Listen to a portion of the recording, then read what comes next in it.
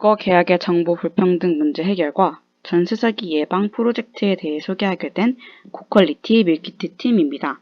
최근 경기도 수원시 지역에서 대규모 전세 보증금 미반환 사태와 전세 사기 의혹이 불거지면서 최소 1,000억 원대의 엄청난 피해가 발생하였습니다. 이뿐만 아니라 올해 서울 지역에서 발생한 전세 사기에 대한 피해 금액만 해도 5,278억 원이 넘는 것으로 나타났습니다.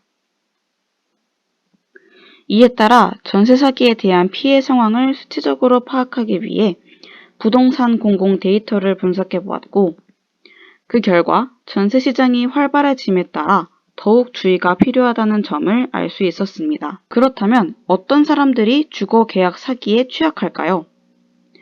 1차 설문조사 결과 모든 연령대가 전세 사기 수법에 대한 정보에 무지한 현황이지만 그 중에서도 20대가 이에 대해 취약하다는 점이 두드러지게 나타났습니다.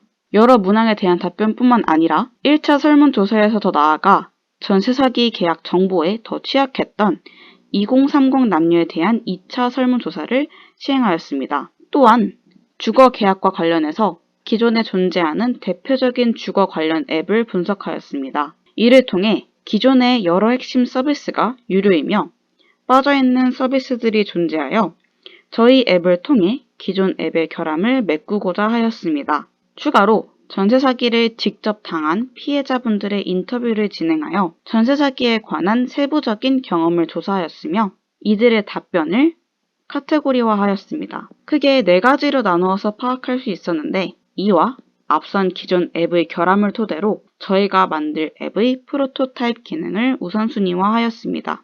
전세 사기 방지 관련 팁 및 조언 무료 제공, 전세 계약 검토 관련 편의성 증진, 전세 사기 관련 법률 및 규정 정보 제공, 좋은 집을 구하기 위한 방별 체크리스트입니다. 또한 앞서 말씀드렸던 2차 설문조사에서 위 기능에 대한 의견을 받아보았는데, 이러한 기능이 있는 앱을 활용할 시 전세 사기 예방 및 인식 개선이 가능할 것이라고 의견이 모아졌습니다. 지금까지 진행했던 리서치를 정리해보면 공공 데이터를 통해 전세 시장의 활성화를 통한 전세 사기의 위험성 증가를 수치적으로 살펴보았습니다. 또한 1차, 2차 설문조사를 통해 전 연령이 주거 계약 관련 정보에 취약하지만 그 중에서도 2030 세대가 가장 취약하다는 것을 알 수 있었습니다. 추가로 전세 사기 피해자 인터뷰의 답변을 정리함으로써 이들에게 주거 계약에 대한 정보를 현실적이고 실질적으로 제공하고자 주거 계약 관련 앱의 개발 필요성을 시사하게 되었습니다.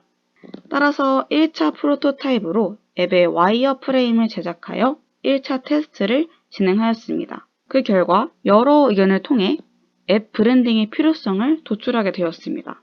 이에 따라 똑똑하고 귀여운 치타라는 앱의 차별화된 캐릭터 설정을 하였고, 집 모아라는 앱 이름과 여러 디테일한 디자인 설정을 통해 이와 같이 앱의 프로토타입을 제작하였습니다.